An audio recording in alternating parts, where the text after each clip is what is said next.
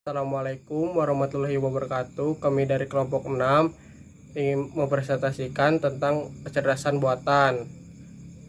Saya izin memperkenalkan diri. Nama saya Okta Melinia Rajasa dari kelas pagi B, NIM 191151190. Saya akan menjelaskan tentang sejarah.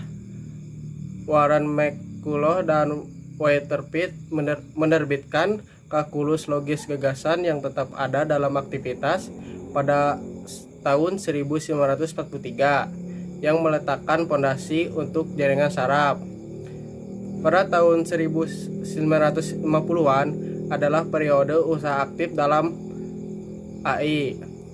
Program AI pertama yang bekerja ditulis pada 1951 untuk menjalankan mesin Fermat dari University of Manchester dari United Kingdom, sebuah program permainan naskah yang ditulis oleh Christopher Sterep, dan program permainan catur yang ditulis oleh District Prince. John McCarthy membuat istilah kecerdasan buatan pada konferensi pertama yang disediakan untuk pokok persoalan ini, dan materi selanjutnya akan dilanjutkan oleh rekan saya. Izin memperkenalkan diri, nama saya Asep Permana 191151131. Di sini saya akan mempresentasikan tentang definisi. Yang pertama, kecerdasan buatan atau artificial intelligence, disebut juga AL, didefinisikan sebagai kecerdasan entitas ilmiah. Pertama, kecerdasan itu kemampuan untuk memperoleh pengetahuan dan menggunakannya.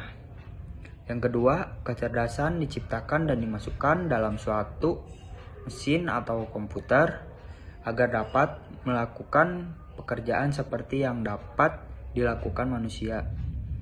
Yang ketiga, beberapa macam bidang yang menggunakan kecerdasan buatan antara lain sistem Fakar, Games, dan logika Fuji, dan robotika. Terus AL terbagi menjadi dua, yaitu AL konvensional dan yang kedua ada kecerdasan komputasional. Itu disebut juga CI, Computational Intelligence. Terima kasih, cukup sekian. Akan dilanjutkan oleh teman saya.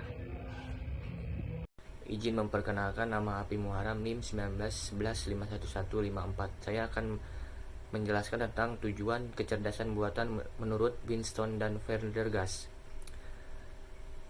Tujuan kecerdasan buatan ada 3. Yang pertama, membuat mesin menjadi lebih pintar. Lalu yang kedua, memahami apa itu kecerdasan buatan dalam dunia ilmiah. Lalu yang ketiga, membuat mesin lebih bermanfaat. Lanjut, dalam perspektif pandangan AI, ada 3 perspektif, yaitu yang pertama, perspektif kecerdasan atau intelijen. AI adalah bagaimana membuat mesin-mesin yang cerdas dan dapat melakukan hal-hal yang sebelumnya dapat dilakukan oleh manusia. Lalu yang kedua, dalam perspektif bisnis, AI adalah sekelompok alat bantu atau tools yang berdaya guna dan metodologi yang menggunakan tool-tool tersebut dalam menyelesaikan masalah-masalah dalam dunia bisnis. Lalu yang ketiga, dalam perspektif pemrograman atau pemrogramming, AI termasuk di dalamnya adalah studi tentang pemrograman simbolik, pemecahan masalah, proses pencarian atau searching. Terima kasih. Jenis-jenis AL. Dalam perkembangannya, kecerdasan buatan dapat dikelompokkan. Yang ke-1, ada sistem Pakar Express System, komputer sebagai sarana untuk menyimpan pengetahuan para pakar, sehingga komputer memiliki keahlian menyelesaikan permasalahan dengan meniru keahlian yang dimiliki pakar. Yang kedua, ada pengolahan bahasa alami. User dapat berkomunikasi dengan komputer menggunakan bahasa sehari-hari, misal bahasa Inggris, bahasa Indonesia, dan sebagainya. Yang ketiga, pengenalan ucapan. Manusia dapat berkomunikasi dengan komputer menggunakan suara. Yang keempat, ada robot dan sistem sensor. Ada juga jenis-jenis AL Computer Vision. menginterpretasikan gambar atau objek-objek tampak melalui komputer. Yang kedua, Intelligent Computer Aided Instruction. Komputer dapat digunakan sebagai tutor yang dapat melatih dan mengajar.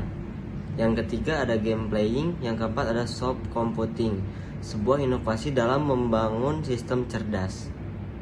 Sekian dari kelompok kami. Mohon maaf bila ada kekurangan atau tidak lengkap.